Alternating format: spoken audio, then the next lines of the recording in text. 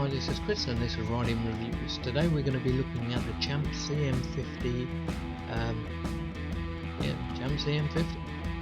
This bike is loosely based on a Honda ss50 from the 1980s. The frame is the same, the wheels are the same, some of the panelling is slightly different. And obviously there is a big ass fuel injection system on this.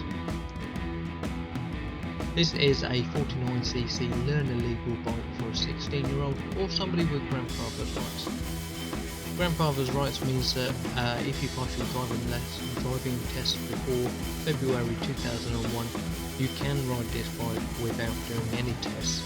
You will have to get insurance, and it also entitles you to not have to have L plates. You are allowed a pillion, and you're allowed it de-restricted. If you are going to do that, I would suggest taking it to a car park and practice your gears and stuff before you do. And also, you're not allowed on a motorway.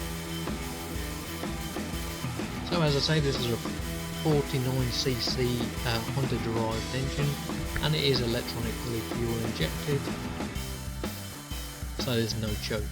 I would suggest you leave this bike to warm up from cold for a couple of minutes before you do ride it. Number one, for the longevity of the engine, and number two, because you get the best performance when it's warm. And because it's a 49cc motorbike, you need everything you can get. So as standard, it comes at 30 miles an hour, and it can be de-restricted, and it will be 45 miles an hour. On that, it's a 2.18 kilowatt hours or 7,500 RPM. For a 50cc, that's quite good. This engine is in quite a lot of other bikes, i.e. the Yamazaki, the Fosti, Namfang NF50, Lexmoto, Hunter and Zonti's Tiger, and the Lexmoto as well. I think that white orange van is trying to kill me. So fuel capacity is 8.2 litres, and it does say on the spec that the bike will do 100 kilometres to 1.8 litres. It has got a 4-speed manual gearbox, and that is 1 down, 3 up, and the neutral gear is between 1 and 2. It has a toe heel shifter on it, which you can get your toe under the front of the toe one, and I don't particularly like the rear heel one.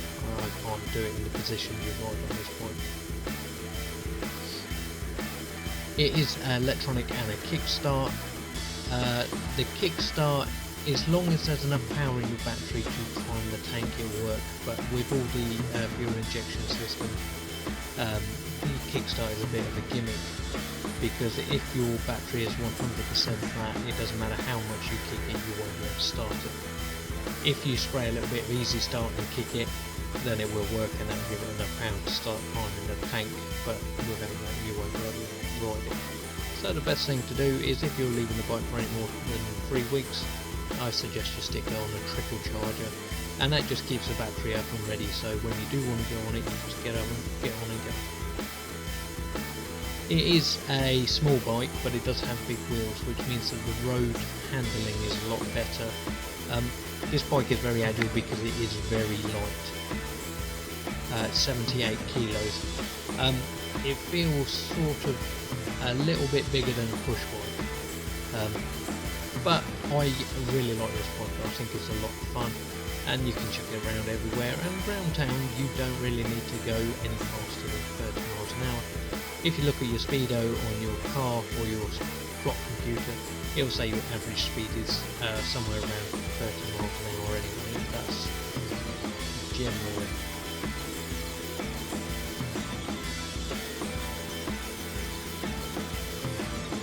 So it does have a rear rack on the back, and you can get a top box, and that will take up to 5 kilos.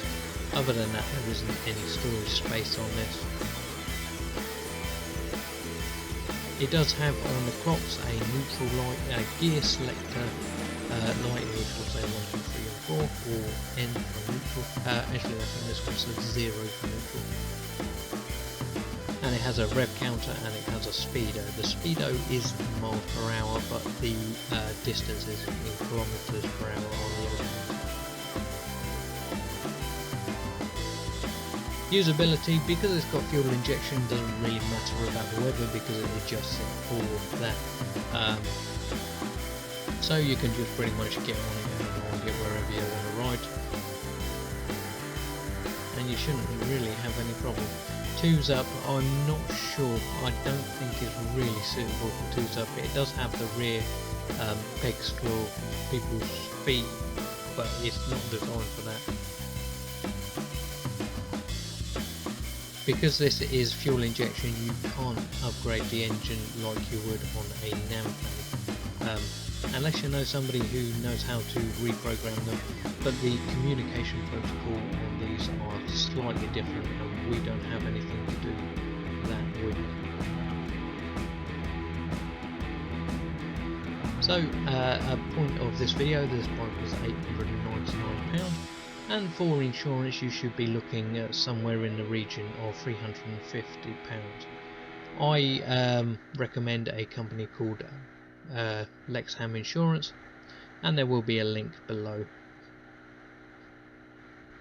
For tax you're looking at £20 a year, and for your MOT it's first 3 years are free, and the tax on this for the first year is free. So if you like this video, please comment below, and please subscribe to my channel and hit that notification bell to stay updated, and as always, ride safe.